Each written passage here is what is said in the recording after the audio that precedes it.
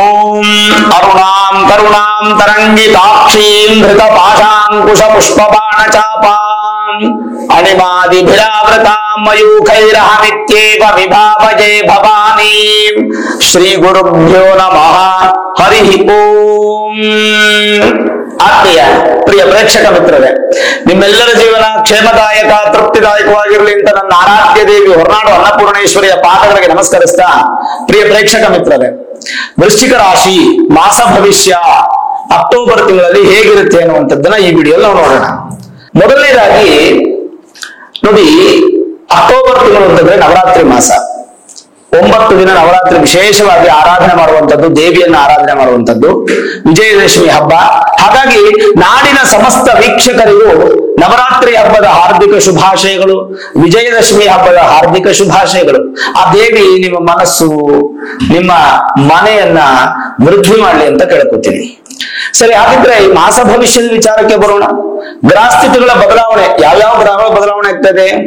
10ನೇ ತಾರೀಕು ಬುಧ ನಿಮ್ಮ ರಾಶಿಯಿಂದ 12ನೇ ಮನೆಗೆ ಬರ್ತಾ ಇದ್ದಾರೆ. 11ನೇ ಮನೆಯಲ್ಲಿದ್ದಂತ ಬುಧ 12ನೇ ಮನೆಗೆ ಬರ್ತಾ ಇದ್ದಾರೆ. ಇನ್ನು 12ನೇ ತಾರೀಕು ಅಕ್ಟೋಬರ್ 12 ಶುಕ್ರ ನಿಮ್ಮ ರಾಶಿಗೆ ಪ್ರವೇಶ ಮಾಡ್ತಾ ಇದ್ದಾರೆ. ಅದಾದ ನಂತರ 15ನೇ ತಾರೀಕು ಅಕ್ಟೋಬರ್ ರವಿ ಅಂದ್ರೆ ಸೂರ್ಯ ಲಾಭ ಸ್ಥಾನದಿಂದ ನಷ್ಟ ಸ್ಥಾನಕ್ಕೆ ಬರ್ತಾ ಇದ್ದಾರೆ ವೃಶ್ಚಿಕ ರಾಶಿಯವರಿಗೆ. ಹಾಗೆ 20ನೇ ತಾರೀಕು ಕುಜ ನಿಮ್ಮ ರಾಶ್ಯಾಧಿಪತಿ ಆಗಿರ್ತಕ್ಕಂಥ ಕುಜ ಭಾಗ್ಯಸ್ಥಾನಕ್ಕೆ ಬರ್ತಾರೆ, ಅಷ್ಟಮ ಸ್ಥಾನದಿಂದ ಭಾಗ್ಯಸ್ಥಾನಕ್ಕೆ ಬರ್ತಾರೆ. ಹಾಗಾದ್ರೆ ಈ ಮಾಸದಲ್ಲಿ ವೃಶ್ಚಿಕ ರಾಶಿಯವರಿಗೆ ಏನೇನು ಶುಭ ಫಲ, ಏನೇನು ಅಶುಭ ಫಲ ಅನ್ನುವಂಥದ್ದನ್ನ ಈ ವಿಡಿಯೋಲಿ ನಾವು ನೋಡ್ತಾ ಬರೋಣ. ಮೊದಲಿಗೆ ರಾಶ್ಯಾಧಿಪತಿ ಆಗಿರ್ತಕ್ಕಂಥ ಕುಜ ಪ್ರಸ್ತುತ ಅಷ್ಟಮ ಸ್ಥಾನದಲ್ಲಿದ್ದಾರೆ. ಕುಜ ದೋಷ ಅನ್ನುವಂಥದ್ದು ವೃಶ್ಚಿಕ ರಾಶಿಯವರಿಗಿದೆ. 20ನೇ ತಾರೀಕಿನವರೆಗೂ ಕುಜ ನಿಮಗೆ ಏನೂ ಸಪೋರ್ಟ್ ಮಾಡೋದಿಲ್ಲ. ಅಕ್ಟೋಬರ್ 20ನೇ ತಾರೀಕಿನವರೆಗೂ ವೃಶ್ಚಿಕ ರಾಶಿಯವರು ಯಾವುದೇ ಸಡನ್ ಡಿಸಿಷನ್ಸ್ ತಗೊಳ್ಬೇಡಿ, ಯಾವುದೇ ತರದ ಪ್ರಯತ್ನಗಳನ್ನ ಮುಂದುವರಿಸಬೇಡಿ. ಇರುವಂತಹ ಪ್ರಯತ್ನವನ್ನ ಮಾತ್ರ ಮುಂದುವರಿಸಿ, ಅಂದ್ರೆ ಹೊಸದಾಗಿ ಯಾವನ್ನ ಪ್ರಾರಂಭ ಮಾಡ್ಲಿಕ್ಕೆ ಹೋಗ್ಬೇಡಿ 20ನೇ ತಾರೀಕಿನವರೆಗೂ. 20ನೇ ತಾರೀಕು ಆದ್ಮೇಲೆ ಭಾಗ್ಯಸ್ಥಾನಕ್ಕೆ ಬರ್ತಾರೆ. ಅಲ್ಲ ಗುರುಗಳೇ, ಭಾಗ್ಯಸ್ಥಾನಕ್ಕೆ ಬಂದ್ರೆ ಕರ್ಕಾಟಕ ರಾಶಿಯಲ್ಲಿ ಏನಾದ್ರೂ ಕುಜ ಇದ್ರೆ ಅದು ನೀಚ ಸ್ಥಾನ ಅಲ್ವಾ, ಡೆಬಿಲೇಟೆಡ್ ಪೊಸಿಷನ್ ಅಲ್ವಾ, ಯಾವ ತರ ಫಲ ಕೊಡ್ತಾರೆ ನಮ್ಗೆ ಅಂತ ಯೋಚನೆ ಮಾಡಬಹುದು. ಆದ್ರೆ ನಿಮ್ಮ ರಾಶಿಯಾಧಿಪತಿ ಭಾಗ್ಯಸ್ಥಾನಕ್ಕೆ ಬಂದ್ರೆ ಚಂದ್ರನ ಮಿತ್ರನಾದ್ರಿಂದ ನೀಚ ಸ್ಥಾನವಾದ್ರೂ ಕೂಡ ಶುಭ ಫಲ ಅನ್ನುವಂಥದ್ದನ್ನ ನಾವು ಅಪೇಕ್ಷೆ ಪಡಬಹುದು. ಹಾಗಾಗಿ ಅಕ್ಟೋಬರ್ 20ನೇ ತಾರೀಕಿನವರೆಗೂ ಈ ಮನೆ ಸಂಬಂಧಪಟ್ಟದ್ದು, ಭೂಮಿ ಸಂಬಂಧಪಟ್ಟದ್ದು ಅಥವಾ ಯಾವ ಮೇಜರ್ ಡಿಸಿಷನ್ಸ್ ಅನ್ನು ಯಾವುದಕ್ಕೂ ಕೈ ಹಾಕಕ್ ಹೋಗ್ಬೇಡಿ. ಸ್ವಲ್ಪ ನಿಧಾನ ಮಾಡಿ ಅಕ್ಟೋಬರ್ 20ನೇ ತಾರೀಕು ನಂತರ ತಗೊಂಡ್ರೆ ಒಳ್ಳೇದು. ಇಲ್ಲಾಂದ್ರೆ ಈ ತಿಂಗಳೇ ಸ್ಕಿಪ್ ಮಾಡುವಂಥದ್ದು ಬಹಳ ಒಳ್ಳೆಯದು. ಇದು ಒಂದು ವಿಚಾರ. ಹಾಗಾದ್ರೆ ಕುಜನಿಗೆ ಏನಾದ್ರೂ ಶಾಂತಿ ಮಾಡ್ಬೇಕಾ? ಅವಶ್ಯಕತೆ ಖಂಡಿತ ಇಲ್ಲ. ಯಾಕಂದ್ರೆ ನಿಮ್ಮ ರಾಶ್ಯಾಧಿಪತಿನೂ ಅವರೇ, ನಿಮ್ಮ ಋಣರೋಗ ಶತ್ರು ಸ್ಥಾನಾಧಿಪತಿನೂ ಅವರೇ. ಸಾಧ್ಯವಾದಷ್ಟು ಸ್ವಲ್ಪ ಸಾಲಗಿಲ್ಲ ಮಾಡದೆ ಸ್ವಲ್ಪ ಬ್ಯಾಲೆನ್ಸ್ ಮಾಡಿ, ಸ್ವಲ್ಪ ಆರೋಗ್ಯದ ಕಡೆ ಹೆಚ್ಚು ಗಮನ ಮಾಡಿ, ನಿಮ್ಮ ಶರೀರನ ಯಾವಾಗಲೂ ಬಿಸಿಯಾಗಿ ಇಟ್ಕೊಳ್ಳಿ, ಥಂಡಿ ಮಾಡ್ಕೋಬೇಡಿ. ಆಮೇಲೆ 3ನೇದೇನಪ್ಪ ಅಂದ್ರೆ ಶತ್ರುಗಳನ್ನ ಯಾರನ್ನ ಉತ್ಪತ್ತಿ ಮಾಡ್ಕೋಬೇಡಿ. ನಿಮ್ ತಪ್ಪಿರ್ಲಿ ಇಲ್ಲಿ ಹೋಗ್ಲಿ ಕಾಂಪ್ರಮೈಸ್ ಮಾಡ್ಕೊಂಡು ಆರಾಮಾಗಿ ಜೀವನ ಮಾಡಿ. ಇದನ್ನ ಅಭ್ಯಾಸ ಮಾಡ್ಕೊಂಡ್ಬಿಟ್ರೆ ಈ ತಿಂಗಳು ತುಂಬಾ ಒಳ್ಳೆಯದು. ಇನ್ನು ರಾಶಿಯಿಂದ ತೃತೀಯ ಮತ್ತು ಚತುರ್ಥಾಧಿಪತಿ ಆಗಿರತಕ್ಕಂತ ಶನಿ, ನೀವು ಅರ್ಧಾಷ್ಟಮ ಶನಿ ನಡೀತಾ ಇದೆ ಗೊತ್ತಿದೆಯಲ್ಲ. ಅರ್ಧಾಷ್ಟಮ ಶನಿ ಅನ್ನುವಂಥದ್ದು ನಿಮಗೆ ಇನ್ನೂ ಸುಮಾರು ದಿನ ಇರುತ್ತೆ. ಬರೋ ವರ್ಷ ಮಾರ್ಚ್ 28ನೇ ತಾರೀಕುವರೆಗೂ ಇರುತ್ತೆ. ಅದಾದ್ಮೇಲೆ ಪಂಚಮ ಶನಿ ಪ್ರಾರಂಭ ಆಗುತ್ತೆ. ಒಟ್ಟು ಶನಿ ನಿಮ್ಮ ಮನೇನ್ ಬಿಡಂಗಿಲ್ಲ. ಆದ್ರೂ ಶನಿ ಸ್ವಕ್ಷೇತ್ರ ಅಲ್ವಾ, ಸ್ವಕ್ಷೇತ್ರದಲ್ಲಿ ಶನಿ ಇದ್ದಾಗ ವಿಶೇಷ ಫಲವನ್ನ ಅನುಭವಿಸಬಹುದು. ಯಾವ ತರ ವಿಶೇಷ ಫಲ? ಸ್ವಕ್ಷೇತ್ರದಲ್ಲಿ ಅವರೇ ಇರೋದ್ರಿಂದ ಶನಿ ಕರ್ಮಕಾರಕ. ಹಾಗಾಗಿ ಉದ್ಯೋಗದಲ್ಲಿ ಸ್ವಲ್ಪ ಬದಲಾವಣೆಗಳನ್ನ ಈ ಒಂದು ತಿಂಗಳಲ್ಲಿ ಕಾಣಬಹುದು. ಅಕ್ಟೋಬರ್ ತಿಂಗಳಲ್ಲಿ ನಿಮ್ಮ ಉದ್ಯೋಗದಲ್ಲಿ ಬದಲಾವಣೆ, ನೂತನ ಉದ್ಯೋಗ ನಿಮ್ಗೆ ಸಿಗುವಂತ ಸಾಧ್ಯತೆ, ಅಥವಾ ಉದ್ಯೋಗದಲ್ಲಿ ಅಭಿವೃದ್ಧಿ ಮಾಡುವಂಥದ್ದು, ಏನಾದ್ರೂ ಬಿಸಿನೆಸ್ ಅನ್ನ ಶುರು ಮಾಡುವಂಥದ್ದು, ಅಥವಾ ತಂದೆ ಮಾಡ್ತಾ ಇದ್ದಂತ ಕೆಲಸವನ್ನ ನೀವು ಕೈಗೆತ್ತಿಕೊಳ್ಳುವಂಥದ್ದು ಸಾಧ್ಯತೆಗಳು, ಹೊಸದಾಗಿ ಏನಾದ್ರೂ ಆದಾಯದ ಮೂಲದ ಬಗ್ಗೆ ಸ್ವಲ್ಪ ಹುಡುಕಾಟ ಮಾಡುವಂತದ್ರಲ್ಲಿ ವೃಶ್ಚಿಕ ರಾಶಿಯವರು ಈ ತಿಂಗಳು ತುಂಬಾ ನಿಸ್ಸೀಮರಾಗಿರ್ತೀರಾ. ಬಟ್ ಜ್ಞಾಪಕದಲ್ಲಿ ಡಿಸಿಷನ್ಸ್ ತಗೊಳ್ಬೇಕಾದ್ರೆ ನಿಮ್ಮ ಜಾತಕ ಬೇಕು. ನೀವೇ ಸ್ವಂತ ಡಿಸಿಷನ್ಸ್ ತಗೊಂಬೇಡಿ, ಎಡವಟ್ಟು ಮಾಡ್ಕೋಬೇಡಿ. ಅದರಿಂದ ಸ್ವಲ್ಪ ಬೇಸರ ಆಗುವಂತ ಸಾಧ್ಯತೆಗಳು ಹೆಚ್ಚಾಗಿರುತ್ತೆ. ಇನ್ನು ರಾಶಿಯಿಂದ ಸಪ್ತಮಾಧಿಪತಿ ಹಾಗೂ ವ್ಯಯಾಧಿಪತಿ ಆಗಿರ್ತಕ್ಕಂಥ ಶುಕ್ರ ಸ್ವಕ್ಷೇತ್ರದಲ್ಲಿ ಅಂದ್ರೆ ಸ್ವಂತ ಮನೆಯಲ್ಲಿ ಇರ್ತಾರೆ 12ನೇ ತಾರೀಕಿನವರೆಗೂ. 12ನೇ ತಾರೀಕು ಆದ್ಮೇಲೆ ನಿಮ್ಮ ರಾಶಿಗೆ ಬರ್ತಾರೆ. ಏನ್ ದೊಡ್ಡ ವ್ಯತ್ಯಾಸ ಏನ್ ಕಾಣ್ತಾ ಇಲ್ಲ. ವಿದ್ಯಾರ್ಥಿಗಳಿಗೆ ಒಳ್ಳೆ ಲಕ್ಷಣವಾದ ವಿದ್ಯಾಭ್ಯಾಸ ಆಗುತ್ತೆ ಅಕ್ಟೋಬರ್ ತಿಂಗಳಲ್ಲಿ. ಆಮೇಲೆ ವಿದ್ಯಾಭ್ಯಾಸದ ಜೊತೆಗೆ ಸಪ್ತಮ ಸ್ಥಾನ ಅನ್ನುವಂಥದ್ದು ಪಾರ್ಟ್ನರ್ಶಿಪ್ ಬಿಸ್ನೆಸ್, ಅದರಲ್ಲಿ ವೃದ್ಧಿ ಆಗುತ್ತೆ. ಮತ್ತೆ ಲೈಫ್ ಪಾರ್ಟ್ನರ್ ಅಂದ್ರೆ ಮದುವೆಗೆ ಹುಡುಗಿ ಹುಡುಕ್ತಾ ಇದ್ದೀರಾ ಅಥವಾ ಹುಡುಗರು ಹುಡುಕ್ತಾ ಇದ್ದೀರಾ, ಈ ತಿಂಗಳು ತುಂಬಾ ಪ್ರಶಸ್ತವಾದಂತಹ ಸಂದರ್ಭ. ನಿಮ್ಗೆ ಅನುಕೂಲವೇ ಆಗುತ್ತೆ, ಬಿಟ್ಟರೆ ಅನಾನುಕೂಲ ಅನ್ನುವಂಥದ್ದಿಲ್ಲ. ವಿದೇಶಿ ಪ್ರಯಾಣ, ವಿದೇಶಿ ವಿದ್ಯೆ, ಉದ್ಯೋಗ, ಮತ್ತೆ ವಿದೇಶಿ ಸಂಬಂಧಪಟ್ಟಂತ ವ್ಯಾಪಾರ ಇದೆಲ್ಲ ಚೆನ್ನಾಗಿ ವೃದ್ಧಿ ಆಗುತ್ತೆ. ಅದರ ಜೊತೆಗೆ ವಿದೇಶದ ಕಂಪನಿಗಳ ಜೊತೆ ಏನಾದರೂ ನಿಮ್ಮ ಸಂಬಂಧಗಳು ಚೆನ್ನಾಗಿತ್ತು ಅಂತಂದ್ರೆ ಈ ತಿಂಗಳು ಮತ್ತಷ್ಟು ಅಭಿವೃದ್ಧಿ ಆಗುವಂತ ಸಾಧ್ಯತೆಗಳು ಹೆಚ್ಚಾಗಿ ಕಾಣ್ತಾ ಇವೆ. ಆಮೇಲೆ ಈ ಬ್ಯೂಟಿಷಿಯನ್ಸ್, ಮಾಡೆಲ್ ಮಾಡೋರು, ಮತ್ತೆ ಬ್ಯೂಟಿ ಪಾರ್ಲರ್ ನಡೆಸ್ತಾ ಇರ್ತಕ್ಕಂಥವ್ರು, ಸಿನಿಮಾ ನಟ ನಟಿಯರು, ಈ ತರದ ಕಲೆಗೆ ಸಂಬಂಧಪಟ್ಟಂತ ವಿದ್ಯಾಭ್ಯಾಸ, ಅದರ ಉದ್ಯೋಗ, ಅದರ ಬಿಸಿನೆಸ್ ಮಾಡ್ತಾ ಇರ್ತಕ್ಕಂಥವ್ರು ಸಹ ತುಂಬಾ ಚೆನ್ನಾಗಿರುವಂತ ಲಕ್ಷಣಗಳು. ಆರ್ಕಿಟೆಕ್ಟ್ ಯಾರು ಮಾಡಿದರೋ ಈ ತಿಂಗಳು ತುಂಬಾ ಚೆನ್ನಾಗಿರುತ್ತೆ. ಒಳ್ಳೆ ಒಳ್ಳೆ ಪ್ರಾಜೆಕ್ಟ್ಸ್ ನಿಮಗೆ ಬರುತ್ತೆ. ಅದರಿಂದ ಸ್ವಲ್ಪ ನಿಮಗೆ ಮನಸ್ಸಿಗೆ ಸಂತೋಷವನ್ನ ನೀವು ಅಪೇಕ್ಷೆ ಪಡಬಹುದಾಗುತ್ತೆ. ಹಾಗಾಗಿ ಬುಧನಿಗೆ ಸಂಬಂಧಪಟ್ಟ ಕೂಡ ಏನು ಸಮಸ್ಯೆ ಇಲ್ಲ, ಏನು ಪರಿಹಾರ ಅನ್ನುವಂಥದ್ದು ಏನು ಕಾಣ್ತಾ ಇಲ್ಲ. ಓವರ್ ಆಲ್ ವೃಶ್ಚಿಕ ರಾಶಿಯವರು ಚೆನ್ನಾಗೇ ಇದೆ. ಶನೀಶ್ವರನ ದೇವಸ್ಥಾನಕ್ಕೆ ನೀವು ಹೋಗಿ ಬರಬೇಕು ತಿಂಗಳಿಗೊಮ್ಮೆ, ಅಥವಾ ಪ್ರತಿ ಶನಿವಾರ ಅನ್ನೋದನ್ನ ಬಿಟ್ರೆ, ಅಥವಾ ಶಿವನ ದೇವಸ್ಥಾನ ದರ್ಶನ ಮಾಡಬೇಕು ಅನ್ನೋದನ್ನ ಬಿಟ್ರೆ ಉಳಿದಂತ ಯಾವುದೇ ಒಂದು ಪರಿಹಾರ ಅನ್ನುವಂಥದ್ದು ವೃಶ್ಚಿಕ ರಾಶಿಯವರಿಗೆ ಕಾಣ್ತಾ ಇಲ್ಲ. ಸರಿ, ಹಾಗಿದ್ರೆ ವಿಶೇಷ ಫಲ ಏನಪ್ಪಾ ಅಂತಂದ್ರೆ ಗುರುವಿನ ದೃಷ್ಟಿ. ಅವರೇ ನಿಮಗೆ ದ್ವಿತೀಯಾಧಿಪತಿ, ಪಂಚಮಾಧಿಪತಿ, ಅದ್ರ ಜೊತೆಗೆ ಲಾಭದಲ್ಲಿರ್ತಕ್ಕಂಥ ಕೇತು.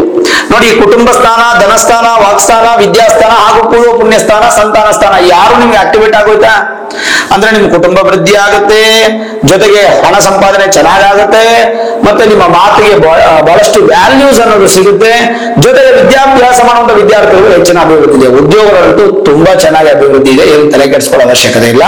ಇನ್ನು ಪೂರ್ವ ಪುಣ್ಯ ಸ್ಥಾನ ನಿಮ್ಗೆ ಆಕ್ಟಿವೇಟ್ ಆಗಿದೆ, ಜೊತೆಗೆ ಸಂತಾನ ಅಪೇಕ್ಷಿತ ದಂಪತಿಗಳಿಗೆ ಇದು ಅತ್ಯಂತ ಶುಭ ಮಾಸ.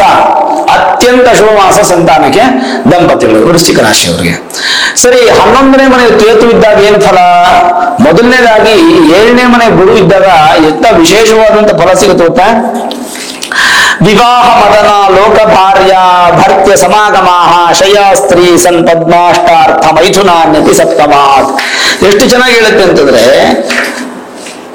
ಸಪ್ತಮ ಸ್ಥಾನದಲ್ಲಿರುವಂತಹ ಗುರು ಅಂದ್ರೆ 7ನೇ ಮನೆಯಲ್ಲಿರ್ತಕ್ಕಂಥ ಗುರು ಉತ್ತಮವಾದಂತಹ ಜೀವನವನ್ನ, ಸಾತ್ವಿಕ ಸೌಂದರ್ಯವನ್ನ, ಪುತ್ರ ಲಾಭವನ್ನ, ಸಂಪತ್ತಿನ ಒಂದು ಅಭಿವೃದ್ಧಿಯನ್ನ ಕೊಡುತ್ತದೆ. ಜೊತೆಗೆ ಗಂಡ ಹೆಂಡತಿ ಮಧ್ಯೆ ಇರುವಂತಹ ವೈಮನಸ್ಯಗಳು ದೂರವಾಗಿ ತೀರ್ಥಯಾತ್ರೆಯನ್ನ ಮಾಡುವಂತಹ ಯೋಗ ಅಕ್ಟೋಬರ್ ತಿಂಗಳಲ್ಲಿ ಸಿಗುತ್ತೆ. ಮತ್ತೆ ಬುದ್ಧಿ, ರಾಜವೈಭವ, ವಿವಾಹದ ವಿಚಾರದಲ್ಲಿ ಅದೃಷ್ಟ ಹಾಗೂ ಜಯಪ್ರಾಪ್ತಿ ಇಷ್ಟನ್ನು ಕೂಡ ವೃಶ್ಚಿಕ ರಾಶಿಯವರಿಗೆ ಗುರು 7ನೇ ಮನೆಯಿದ್ದಾಗ ಹೇಳುತ್ತೆ. ಇನ್ನು ಕೇತು ಲಾಭಸ್ಥಾನದಲ್ಲಿದ್ದಾಗ ಏನು ಫಲ? ಕೇತುವಿನ ಫಲ ಅಂತ ಕೇಳಿದ್ರೆ ನೀವು ಆಶ್ಚರ್ಯ ಪಟ್ಟು ಬಿಡ್ತೀರ. ಸುಭಾಷಿ ಸುವಿದ್ಯಾಧಿಕೋ ದರ್ಶನೀಯ ಸುಭೋಗ ಸ್ಮತೇಜಾ ಸುವಸ್ತ್ರೋಪಿಯಸ್ಯ ಬುಧೇ ಪೀಡ್ಯತೆ ಸಚಿತೇರ್ದುರ್ಭಾಗ್ಯತ್ವಂ ಶಿಖಿ ಲಾಭಗ ಸರ್ವಕಾಲಂ ಕರೋತಿ. ಏನು ಶ್ಲೋಕದ ಅರ್ಥ? ಗೋಚಾರದಲ್ಲಿ ಕೇತು ಏಕಾದಶಕ್ಕೆ ಭಾವದಕ್ಕೆ ಬಂದಾಗ ಮಧುರ ಭಾಷೆಗಳಾಗ್ತೀರಾ, ತುಂಬಾ ಸಾವಧಾನವಾಗಿ ಮಾತಾಡುವಂತವ್ರು, ಸುಮಧುರವಾಗಿ ಮಾತಾಡುವಂತವ್ರು, ಶ್ರೇಷ್ಠ ವಿದ್ಯಾವಂತರಾಗ್ತೀರಾ, ಮನೋಹರವಾದಂತಹ ರೂಪ ಅನ್ನುವಂಥದ್ದು ನಿಮಗೆ ವೃದ್ಧಿ ಆಗುತ್ತೆ. ಅಂದ್ರೆ ಕಳೆ ಜಾಸ್ತಿ ಆಗುತ್ತೆ, ತೇಜಸ್ವಿಗಳಾಗ್ತೀರಾ, ಉತ್ತಮ ಭೋಗ ಅಂದ್ರೆ ಸುಖ ಚೆನ್ನಾಗಿರುತ್ತೆ, ವಸ್ತ್ರಾಭರಣಗಳಿಂದ ನಿಮಗೆ ಅಭಿವೃದ್ಧಿ ಆಗುತ್ತೆ, ಸ್ವಲ್ಪ ಕೆಟ್ಟ ಅಭ್ಯಾಸ ಆಗುತ್ತೆ. ಮತ್ತೆ ಬುಧದ್ವಾರದ ಸಮಸ್ಯೆ ಅಂದ್ರೆ ಸ್ವಲ್ಪ ಪೈಲ್ಸ್ ಬರುವಂತದ್ದು, ಮೋಷನ್ ಇಶ್ಯೂಸ್ ಆಗುವಂತ ಸಾಧ್ಯತೆಗಳು ಈ ಅಕ್ಟೋಬರ್ ತಿಂಗಳಲ್ಲಿ ಬರುತ್ತೆ. ಸ್ವಲ್ಪ ಆರೋಗ್ಯದ ಕಡೆ ಗಮನ ಕೊಟ್ರೆ ಉಳಿದಂತ ಏನು ಸಮಸ್ಯೆ ಇಲ್ಲ. ಕೇವಲ ಅರ್ಧಾಷ್ಟಮ ಶನಿ ಪ್ರಭಾವ ಮಾತ್ರ ನಿಮಗೆ ಸಮಸ್ಯೆ, ಬಿಟ್ರೆ ಬೇರೆ ಏನೇನ್ ತೊಂದರೆ ಇಲ್ಲ. ಅದ್ರ ಜೊತೆಗೆ ಒಳ್ಳೆ ಒಳ್ಳೆ ವಿಶ್ವವನ್ನ ಗೆಲ್ಲುವಂತಹ ಶಕ್ತಿ, ಮತ್ತೆ ಸಮಾಜದಲ್ಲಿ ಗೌರವ, ಮಾನ, ಸನ್ಮಾನಗಳ ಅಭಿವೃದ್ಧಿ, ಶರೀರ ದೋಷಗಳೆಲ್ಲ ನಿವೃತ್ತಿ ಆಗುತ್ತೆ, ಆರೋಗ್ಯದಲ್ಲಿ ಬಲ ಜಾಸ್ತಿ ಆಗುತ್ತೆ, ಕಪಟ ಅನ್ನುವಂಥದ್ದು ನಿಮ್ಮ ಮನಸ್ಸಲ್ಲಿ ಇರೋದಿಲ್ಲ, ಬೇರೆಯವರಿಗೆ ಸಹಾಯ ಮಾಡೋದಕ್ಕೆ ತುಂಬಾ ತೊದಲ್ತಾ ಇರ್ತೀರಾ. ಅಂದ್ರೆ ಮುನ್ನ ಹಂಚಿಕೆ ಇರ್ತೀರಾ. ಹಣ ಸಂಪಾದನೆ ಮಾಡಿ ಹಣದಿಂದ ಸಹಾಯ ಮಾಡಬೇಕು ಅಂತೇನಿಲ್ಲ, ಹಣ ಸಹಾಯ ಅಲ್ಲದೆ ಮಾತಿನ ಸಹಾಯ ಇದೆ, ಆಹಾರದ ಸಹಾಯ ಇದೆ, ಧೈರ್ಯ ಹೇಳುವಂತಹ ಸಹಾಯ, ಈ ತರ ತುಂಬಾ ಸಹಾಯ ಮಾಡುವಂತಹ ಒಂದು ಯೋಚನಾ ಶಕ್ತಿ ಉಳ್ಳವರಾಗ್ತೀರಾ. ಜೊತೆಗೆ ನಿಮ್ಮ ಒಂದು ಸಹೋದರಿಯರು ನಿಮ್ಗೆ ಒಂದು ಸ್ವಲ್ಪ ಸಪೋರ್ಟ್ ಮಾಡ್ತಾರೆ, ಅಥವಾ ನೀವು ಅವ್ರಿಗೆ ಸಪೋರ್ಟ್ ಮಾಡ್ತೀರಾ. ಇದೆಲ್ಲವೂ ನಿಮ್ಗೆ ಚೆನ್ನಾಗಿ ವೃದ್ಧಿ ಆಗುತ್ತೆ. ಲಾಭದಲ್ಲಿ ಕೇತು ಇದ್ದಾಗ ಹಿರಿಯರ ಆಶೀರ್ವಾದ ಸಂಪೂರ್ಣ ನಿಮಗೆ ಸಿಗುತ್ತೆ. ಅದರಂತೆ ನೀವು ನಿಮ್ಮ ಹಿರಿಯರಿಗೆ ಹೆಚ್ಚು ಗೌರವ ಕೊಡಿ, ಗುರುಗಳಿಗೆ ಹೆಚ್ಚು ಗೌರವ ಕೊಡಿ. ಓವರಾಲ್ ಹೇಳಿದಾಗ ವೃಶ್ಚಿಕ ರಾಶಿಯವರಿಗೆ ಅತ್ಯಂತ ಶುಭ ಫಲ, ಭಯಪಡೋ ಅವಶ್ಯಕತೆ ಇಲ್ಲ. ಸಮೃದ್ಧಿಯಾದ ಜೀವನವನ್ನ ಸಂತೋಷವಾಗಿ ಅಕ್ಟೋಬರ್ ತಿಂಗಳಲ್ಲಿ ಮಾಡಬಹುದು. ಮೇಲು ಏನು ಸಮಸ್ಯೆಗಳು ಪರಿಹಾರ ಆಗ್ತಾ ಇಲ್ಲ ಗುರುಗಳೇ, ನೀವು ಹೇಳ್ತಾ ಇದ್ದೀರಾ ಎಲ್ಲ ಪಾಸಿಟಿವ್ ಹೇಳ್ತಾ ಇದ್ದೀರಾ, ಆದ್ರೆ ನನ್ನ ರಾಶಿಗೆ ಏನೂ ಆಗ್ತಾ ಇಲ್ಲ ಅಂತಂದಾಗ ಎಲ್ಲೋ ಒಂದ್ ಕಡೆ ನಿಮ್ಮ ಮೂಲ ಜಾತಕದಲ್ಲಿ ಸಮಸ್ಯೆಗಳು ಇರಬಹುದು. ಮೂಲ ಜಾತಕದಲ್ಲಿ ಯಾವ್ದಾದ್ರು ಗ್ರಹ ದೃಷ್ಟಿ, ಗ್ರಹದ ದೋಷಗಳು ಇರಬಹುದು.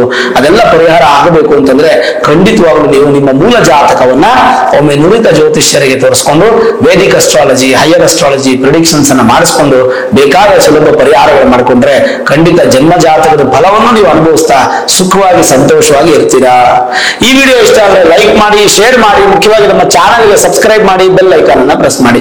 ಪ್ರತಿನಿತ್ಯ ನಾನು ಪೂಜೆ ಮಾಡುವಂತಹ ನನ್ನ ಆರಾಧ್ಯ ದೇವಿ ಹೊರನಾಡು ಅನ್ನಪೂರ್ಣೇಶ್ವರಿ ಆಶೀರ್ವಾದ ಅನುಗ್ರಹ ಸದಾಕಾಲ ಮತ್ತೊಮ್ಮೆ ನಿಮ್ ಸಿಗಲಿ ಅಂತ ಪ್ರಾರ್ಥನೆ ಮಾಡ್ತಾ ಸರ್ವೇ ಜನಾಃ ಸುಖಿನೋ ಭವಂತು, ಸಮಸ್ತ ಸನ್ಮಂಗಳ ನಿಭವಂತು.